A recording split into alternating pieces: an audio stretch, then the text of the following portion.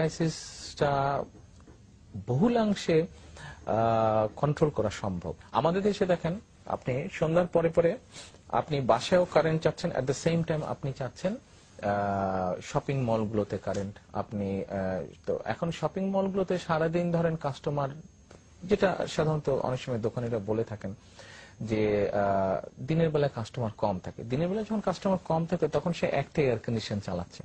সন্ধ্যার পরে যখন বাতি অর্ধেক বন্ধ করে দিচ্ছে। সন্ধ্যার পরে যখন কাস্টমার আসছে তখন সে একটার বদলে দুটো বা তিনটে এয়ার কন্ডিশন চালিয়ে দিচ্ছে, কারণ কাস্টমার ঢুকছে।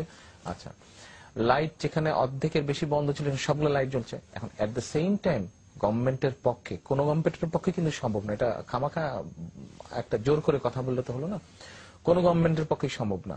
যদি সম্ভব হতো তাহলে লন্ডনে বা টোকিওতে বা নিউ ইয়র্কে এরা সন্ধ্যার পরে দোকানপাট বন্ধ করে দিত না, চালু রাখতো তারাও। তো সেগুলো তো রিচ কান্ট্রি, রিসোর্সফুল কান্ট্রি, তারা দরকার হলে এক্সট্রা জেনারেশন সেন্টার বসিয়ে তারা এক্সট্রা পাওয়ার জেনারেট করে ওগুলোতে সাপ্লাই দিত, তাহলে কিন্তু তাদের ওখানে হতো। কিন্তু আমাদের এখানে আমি ঘরেও চাবো, এট দ্য সেম টাইম ওখানেও চাবো, সব দিকে লোড পড়ছে। তখন একটার বদলে তিনটা এয়ার কন্ডিশন চলছে, 5টার বদলে 20টা বাতি জ্বালাচ্ছে, তো এগুলো সব কনজিউম করছে।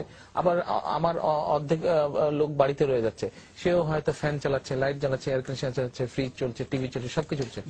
আমি ইন্টারাপ্ট করি, বিষয়টা হচ্ছে যে পরিস্থিতিটাকে মোকাবেলা করা।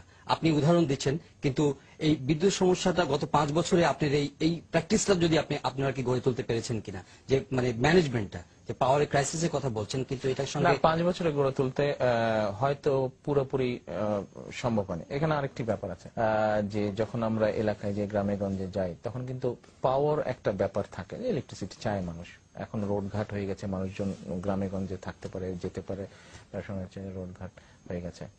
তো আপনার এর মধ্যে আমি যতটুকু জানি গত 5 বছরে 68,000 কিলোমিটার গ্রামে গঞ্জে ইলেকট্রিসিটি লাইন তৈরি করা হয়েছে।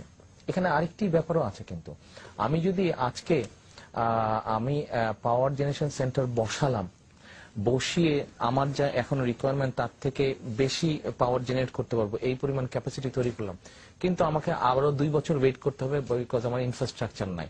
এই 2 বছর এই যে পয়সাটা গচ্ছা যাবে, এটা তো পাবলিক মানি গচ্ছা যাবে, লস যাবে, এটা তো পাবলিক মানি লস যাবে। আমাকে তো ইনফ্রাস্ট্রাকচারও তৈরি করতে হবে। কাজে ইনফ্রাস্ট্রাকচার যখন আমি তৈরি করে ফেলতে পারবো, তখন জেনারেশন সেন্টার যখন তৈরি করবো, তখন আমার লস, পাবলিক লসটা অনেক কম হবে। কাজে অনেকগুলো বিষয় কিন্তু বিবেচনা করতে হবে।